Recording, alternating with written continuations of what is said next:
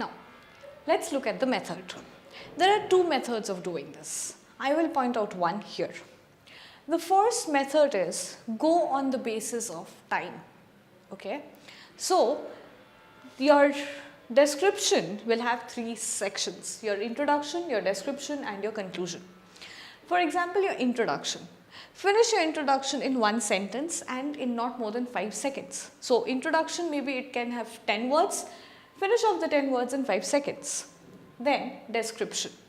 You need more than one sentence to describe. So, take 2 or 3 sentences and wrap it up, or even more if you want, but wrap it up within 25 seconds. Your third section is your conclusion, and remember this, if you conclude, you get more marks.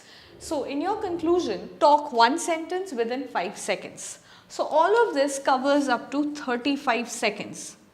And if you remember, I told you, you have 40 seconds. But remember this, why I am asking you to wrap it up in 35 seconds, 35 to 37 seconds, there is a reason.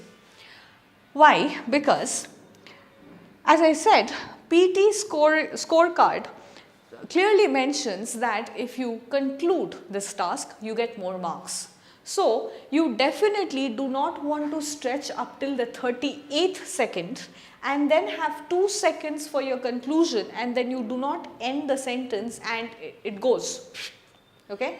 In that case, what happens is, if you can finish off your conclusion, you get more marks. So, try and wrap it up within 35 to 37 seconds so that you can skip it off, as in you can go to the next question without the computer automatically pushing you to the next question. This is one method. The second method is, you can take the virtual approach. For example, you see the same image again, you see this image. Okay? Now, you can go, in your introduction, you can say, this is a circle. Okay? So, the computer knows that you know that this is a circle. So, this is a circle with 2 circles inside it, and at the center of the circles, you have the star. Okay? So, what happens here is, you are taking a top-down approach. You are looking at this image from a top view, where you are first looking at the entire picture, then what is there inside. So, you can also go by this method, but this method is more functional, and I would suggest that you go by this method, where in the first section you are introducing, whether it be a bar chart, a pie chart, a diagram and a map, a table, etc. anything, your first sentence perhaps would be, this is suppose it's a pie chart. So, you would say, this pie chart represents. Okay? So, the computer knows that you are talking of a pie chart. This pie chart represents what?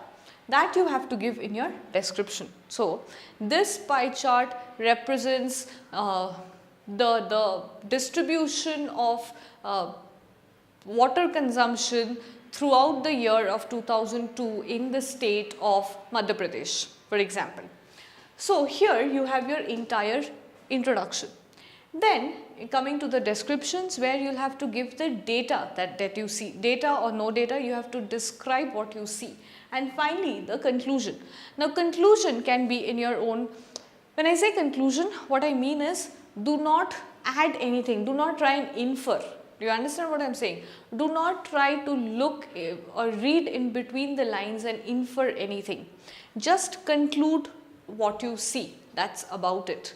Now, how do we do it? I shall show you how to do a describe the image.